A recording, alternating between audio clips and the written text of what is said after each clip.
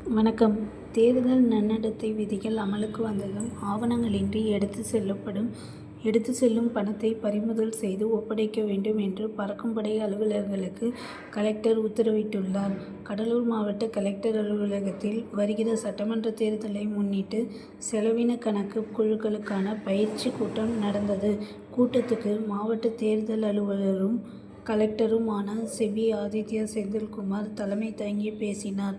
அப்போது அவர் கூறியதாவது: வருகிற சட்டமன்ற தேர்தலை முன்னிட்டு கடலூர் மாவட்டத்தில் உள்ள 9 சட்டமன்ற தொகுதிகளிலும் தேர்தல் பணியாற்ற அலுவலர்கள் நியமிக்கப்பட்டு உள்ளனர்.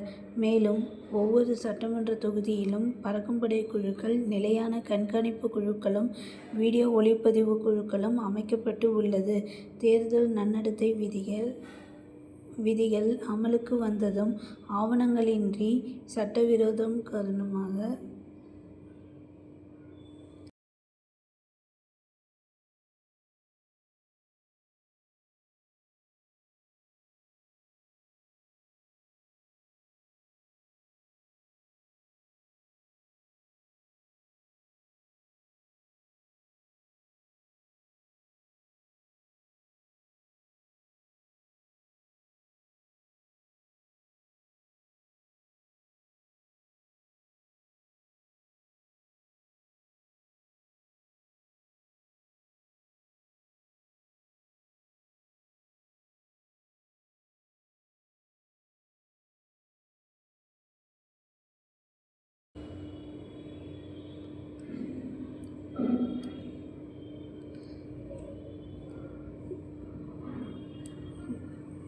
தேர்தல் நன்னடத்தை விதிகள் அமலுக்கு வந்ததும் ஆவணங்களின்றி சட்டவிரோதமாக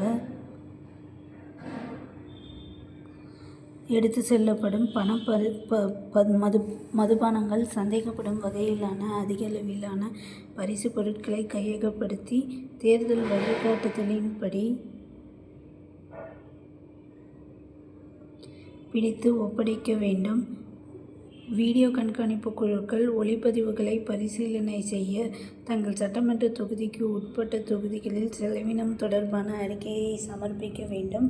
சட்டமன்ற தொகுதியில் அரசியல் கட்சிகள் தேர்தல் தொடர்பாக நடத்தப்படும் முக்கிய நிகழ்வுகள், பேரணிகள் மற்றும் கட்டிடங்களை ஒளிப்பதிவு செய்ய வேண்டும். செலவின கணக்கு குழு தேர்தல் ஆணையத்தின் வழிகாட்டுதலின்படி அனைத்து குழுக்களும் வழங்கக்கூடிய செலவினம் தொடர்பான அறிக்கை அந்தந்த சட்டமன்ற தொகுதி வேட்பாளரின் செலவின கணக்கில் சேர்த்து ஒவ்வொரு நிழல் வேட்பாளருக்கும் கண்காணிப்பு பதிவேடுகளை பராமரிக்க வேண்டும். இவ்வாறு கலெக்டர் கூறினார். கூட்டத்தில் மாவட்ட வருவாய் அலுவலர் புண்ணியகோடி, மாவட்ட கலெக்டரின் நேர்முக உதவியாளர்கள் செல்வன், திருநாவுக்கரசு, தேர்தல் நடத்தும் அலுவலர் தீபா ஆகியோர் கலந்து கொண்டனர்.